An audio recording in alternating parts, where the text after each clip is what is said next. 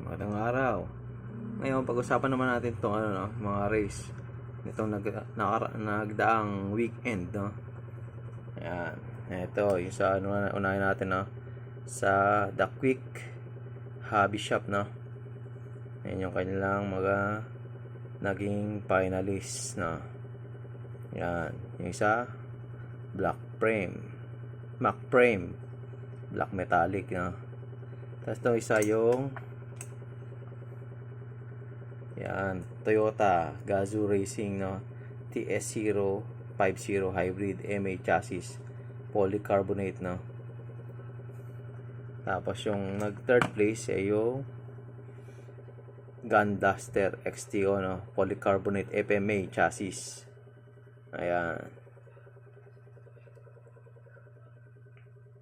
Ayan, yung black frame FMA Mac Frame Black Metallic na FMA. Ano yan, naka super hard tires. Etong Toyota Gazoo Racing, naka lang yan, slick tires lang yan, oh. Tapos itong Gun Blaster XT, naka hard tires yan. Ayun. Yan, makikita natin yung mga nagiging meta ngayon, no. Ito, sunod naman tayo, no, sa Hobby and Comics Racing Center, no. Ayan. Yung ating finalists. Yung kanilang champion, yung Mac Frame na Fighting Korea version 2. Tapos yung naging second and third ay yung Crossfire, no. Crossfire 01. Yan, naka BZ chassis yan. Kung makakita nyo, naka 14mm rollers yan. Naka super hard tires. Ayan.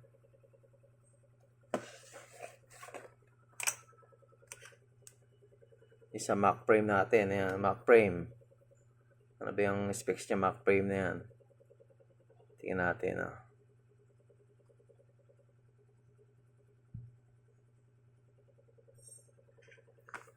Ayan.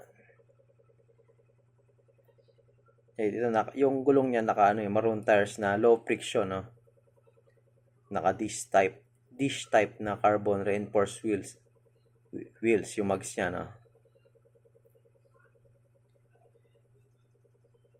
Yan yung isang advantage ng Mac Frame Fighting Korea version 2 edition, no. Naka low friction maroon tires. Ang sabi diyan nakalagay, do not bounce well when landing and provide fast cornering performance. Ayun ang kanyang advantage, na yung low friction tire. Yan ang meta dyan, sa Hobbies and Comics Racing Center, no. Ngayon, ito naman tayo sa GLG, no. Ayan. Yung kanilang champion, no, di sa naging backstock trip to Malaysia, no, 2025 leg 2 backstock race, no. Mac Frame na regular kit yan, no, pero naka super hard tires yan, Stability is the key. FMA. Yun. Tapos yung dalawang yung second and third place nila yung Cyclone Magnum polycarbonate, na yung kanyang cowl. Yun ganda din, naka super hard tires din. Ito na tayo next. Ayun, dito naman sa Raps Tamiya Racing Center, no. Ayan. Ito, iba-iba, no. Ito pa lang yung kailang champion, Aero Abante, no. Aero Abante Asia Challenge 2024 Special, no. AR chassis. Ayan. Special edition. Ayan, naka ABS resin. Chassis blue. Single shock motor. Paint type. Wheels black. Super hard small diameter low profile tires with lettering. Tapos yung ABS resin body puti, no? Yung gear 3.5:1, tapos 13mm rollers. Ayan, ganyan lang nag-champion ng sa kanilang backstock race, no? Yung sumunod, yung second place, yun pa rin, no? Laging nakaka-podium din, no? Cyclone Magnum polycarbonate, no? Tapos yung third, yung Fiesta June Carbon Special. Lahat yan puro naka super hard tires. Tayo next. Ayun. Sa Tamiya Santa Cruz Racing Center, Toys and Hobbies HQ. Ayan. Sino nag-champion? Ayan ang nag-champion. Mac frame, black metallic, no? Body. Yun pa rin naman yung ating super hard tires. FMA ABS resin. Yung kanyang cowl ABS resin, black plated, 3.5:1 gear ratio, tsaka 13mm rollers yung kanyang yung size ng rollers niya, no? Okay, sumunod, next second, yun rin yung Fiesta June, no? Carbon Special. Ito yung malupit, rare na. Ano ba yun? Ano ba yung orange na yun? Tingnan natin yung orange na yun, no?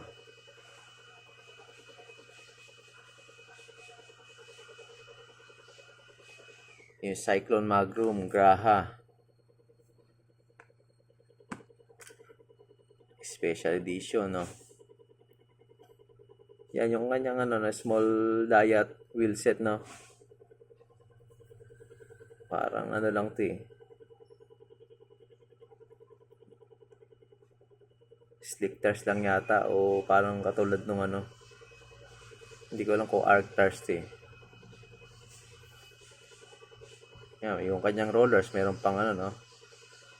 Meron pang O-ring. Ayan yung kanya, at naka TZ lang yan, TZ chassis. Rare na talaga yan eh. Mga old school pa. Wala pang kasamang motor to eh. Alam ko, wala kasama yata ito eh. Lumang kit pa, no?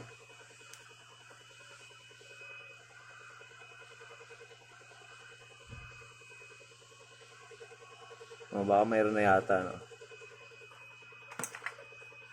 Matagal na eh. Ayun. Ito na tayo, no? Next. Ito sa Circuit Galleria Racing Center. Ayan. Yung malulupit to. Dalawang rare. DCR01 Blue Special, no? Tsaka yung Broken Gigant Black Special FMA chassis, no? Yung nag-third, ayan, champion DCR01, no? Second place yung Broken Gigant, tapos third place yung Ignition 2024. Yan, yung yung DCR0, yan natin yung specs niyan. Ayan, wala na, rare na. Naka super hard, no, yung kanyang gulong.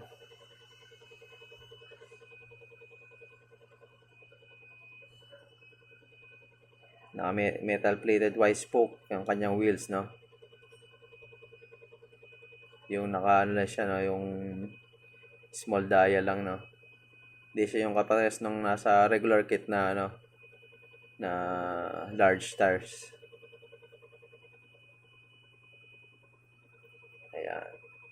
Tapos yung nag-second, yung ano, yan, broken, Gigant, black. Yung kanyang gulong, ano to eh, red na low profile tires na hard siya, no. Hindi tulad nung sa regular na slick tires lang, no. FMA. Yung ignition, yan, MA chassis, no. Para sila ng DCR, no. 01. Yan din, naka super hard yung ano eh, yung ignition, no. Yan, marami pang nasa market niyan, ignition. Yung mga yung meta ngayon dyan sa ano, no, sa circuit na. Ito naman sa Team Philippines Tamiya Underground, no. Dito tayo yung kailang adult edition backstock. Ang nag-first dyan yung ano, Proto Savior Evolution, no. AR chassis. Tapos yung nag-second yung DCR02 MA chassis, no. Yan, pares yan, naka-stick tires lang yan. Tapos itong nag-third yung Aero Abante na red special, no. Tingnan na natin yung ano, yung specs niyang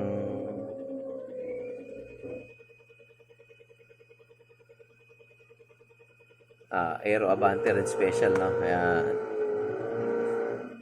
wala, rare na rin eh.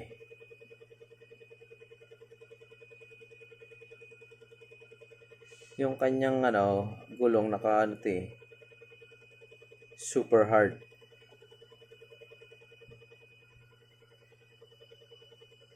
Naka super hard yung kanyang gulong. Ayun, print on super hard tires. Nakasulat pa. Ayan.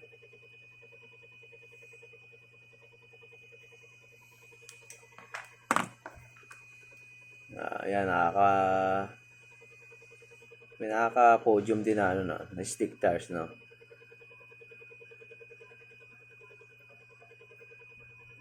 Ito naman yung sa Speed City, no. Ayan. Ang nag-champion dyan yung Gun Blaster, no. Gun Blaster polycarbonate, no. Yung second yung DCR 02 green special, no. Tapos nag-third yung copper pang. Tingnan natin yung specs na ano, no. Gun Blaster, no. Gun Blaster. Ayan.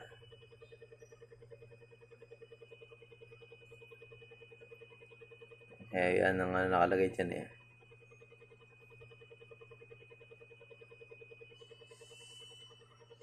Ayan, ito basahin natin to. The FMA chassis and A parts are molded in light blue. The Racy Gun Blaster XTO is molded in clear polycarbonate, which provide a weight saving of around half compared to its plastic counterparts. Ayun pala yung ano, no. Yung naging advantage ng polycarbonate na cowl. Halos kalahati yung nawala sa weight, no, pagka polycarbonate kaysa yung mga plastic counterparts na mga cowl, no. Kaya yung advantage na ano, no. Halos nakita natin sa mga nag-podium dito sa ano natin, no, sa review, no. Halos yung mga polycarbonate cowl ay na kit nag-ano, no, nakaka-podium. Tapos yung kanyang gulong, yan, gulong nung itong Gun Blaster na light blue special, ayan, hard tires lang, ayun. Sige naman natin itong DCR 0 to green, no?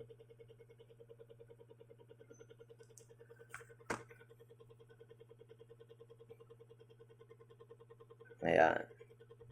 Ito yung ano, ang halos namang ano dito, pinagkaiba lang naman sa regular kit. Hard tires. Naka-hard tires tong DCR02, no? Siyempre,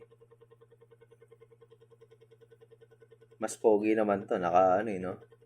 Fluorescent green special. Yung ating regular, naka yellow yan, no? Yellow yung color. Yan.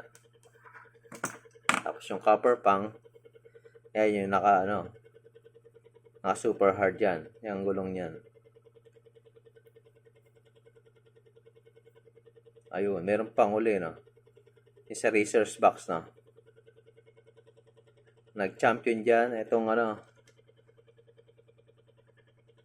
ito na rin. Ang nag-champion yung Abante MK3 Nero 10th anniversary celebration of Stargate. Ayan. Ayan yung kanyang specs, no? May chassis, ABS plastic, smoke clear body, super hard low profile tires with white lettering. Nakasulat pa, no? Super hard.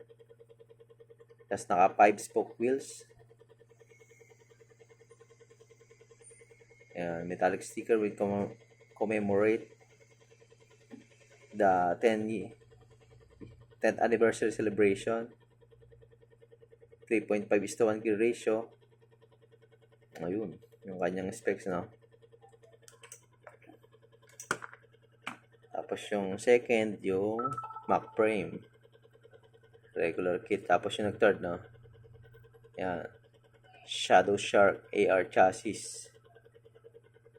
Stick tires lang yan. Yan. Yung dalawa, naka super hard yan. Yung isa, stick tires lang yan, no? Ayun. Ayan. Kung makita natin sa mga nanalo, no? Halos nagka-champion, no? Naka super hard. Yung swerte na rin yung no? Slick tires, no? Na nakapasok sa sa champion, no? Pero okay na, nakaka-podium na rin, no? Depende talaga sa gumagamit niya, no? Siyempre, yung ang ating sa backstock, mag-adjust ka lang dyan. Kunyari, kung pwede magpalit ng gear, magpalit ka ng gear. Depende sa track layout. O, yung sa makina naman, yun, makapag-adjust ka rin dun. Kasi, pwede ka magdala ng maraming motor. O mamimili ka na lang kung meron ka na brake, meron kang bagong motor, o pwede mong gamitin. Depende pa rin sa track layout. Ngayon, pwede ka pa rin mag-adjust sa battery, no? Pwede mong i-discarga, pwede mong full charge, o pwede 20%, 30%. Kasi yung battery naman, nakakita natin kung may indicator na yung mga charger, Pwede mong i-adjust kung discarga o pwede mong i-full charge nga, Depende, no, sa track layout para makuha mo yung tamang takbuhan, no? Hindi yung nag-iembang yung ating mga backstock, no? Ayun. Salamat po.